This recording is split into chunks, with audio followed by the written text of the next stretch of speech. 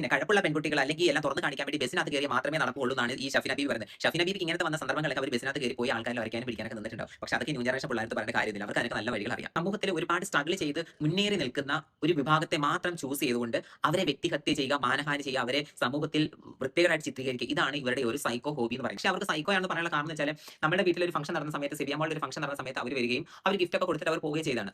പക്ഷേ ഈ ഇടയ്ക്ക് ഒരു കുറച്ച് നാൾ മുമ്പ് കാണാം അവർ ഞങ്ങൾക്കെതിരെ ഒരു നെഗറ്റീവായിട്ട് കുറച്ച് വീഡിയോസ് ചെയ്തിട്ടുണ്ട്. പക്ഷേ നമ്മളൊന്നും അത് പ്രതികരിക്കാൻ പോയില്ല. കാരണം നമ്മുടെ മഞ്ജു ചേച്ചിയും ദേവമോളും വിചാരിച്ച് ഈ ക്രിമിനൽ കടന്ന് കടിക്കുന്നതിന് സംസാരിക്കാൻ പോയി കഴിഞ്ഞാൽ അവരുടെ വിലയും പോകും. അവർക്ക് അതിനുള്ള സമയമില്ല. സെയിം തന്നെ നമ്മളെക്കുറിച്ച് അവർ നെഗറ്റീവ് വീഡിയോ നമ്മൾ മൈൻഡ് ചെയ്യാൻ നോക്കാനേ പോയിട്ടില്ല. അതുകൊണ്ട് ആ ഒരു വീഡിയോയിൽ അവർ ഒതുക്കിയിട്ടുണ്ട്. നമ്മളെല്ലാവരും പ്രിയപ്പെട്ട ലാലേട്ടനെ തന്തയ്ക്ക് നൽകി വിളിച്ച ഒരു സ്ത്രീ അവതാരമാണ് ഈ കാണുന്നത്. ഇപ്പൊ മെയിനായിട്ടുള്ള പ്രശ്നം ബിഗ് ബോസ് സീസൺ 8 സ്റ്റാർട്ട് ചെയ്യാറായി. അപ്പൊ അതിന് കഴിഞ്ഞ വർഷം അതിന്റെ വർഷം അതിനകത്തുള്ള കണ്ടസ്റ്റൻസിനെ സ്ത്രീയും പുരുഷനെയൊക്കെ വലിച്ചു കയറിയ സ്ത്രീയാണ് ബിബി നടന്നത്. അപ്പൊ 8 വന്നപ്പോഴത്തേക്ക് കുറച്ചും കൂടെ അവർക്ക് ഒരു പബ്ലിസിറ്റി കിട്ടി. അപ്പൊ ആ ഒരു വീഡിയോസ് കുറച്ച് കയറാൻ വേണ്ടിയിട്ട് ബിഗ് ബോസ് വരുന്നതിന്റെ ഒരു ചെറിയൊരു ജലദോഷമാണ് ഇവർക്ക് ഈ വന്നിരിക്കുന്നത്. അല്ലെങ്കിൽ ബിഗ് ബോസ് സ്റ്റാർട്ട് ചെയ്യാൻ എല്ലാവർക്കും ഉള്ളതാണ്. ഇൻസ്റ്റാഗ്രാമിൽ കുറെ അല്ലാത്ത വീഡിയോ ഒക്കെ കുറച്ച് എക്സ്പ്ലോസ് ചെയ്ത് നിൽക്കുക എന്നുള്ളത് എല്ലാം അറിയ ഒരു ഇതാണ്. പക്ഷേ ഇതെന്ന് വെച്ചാൽ ഒരു കൂടിപ്പോയി. ഇത് എക്സ്ട്രീം ലെവൽ. സൗന്ദര്യ മത്സരങ്ങളിലൊക്കെ ഐശ്വര്യ റായി സുസ്മിതാസിനൊക്കെ ഡ്രസ്സ് കണ്ടു കഴിഞ്ഞാൽ അവർക്ക് അങ്ങനത്തെ ഒരു അസുഖം വന്നു വെച്ച് വേറെ രീതിയിൽ എനിക്ക് വാക്കുകളൊന്നും സംസാരിക്കാൻ പറ്റുന്ന ആ രീതിയിൽ പോകുന്ന ആൾക്കാരായിരുന്നു അവർക്ക്.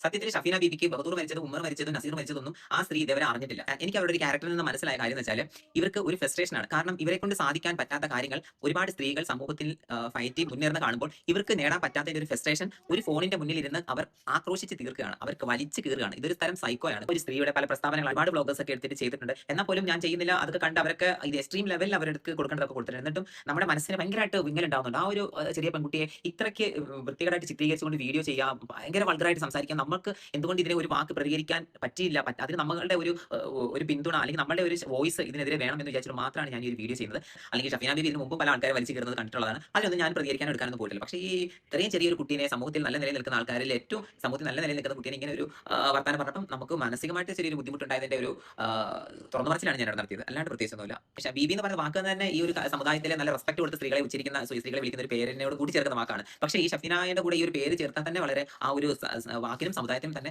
ഒരു കാര്യം.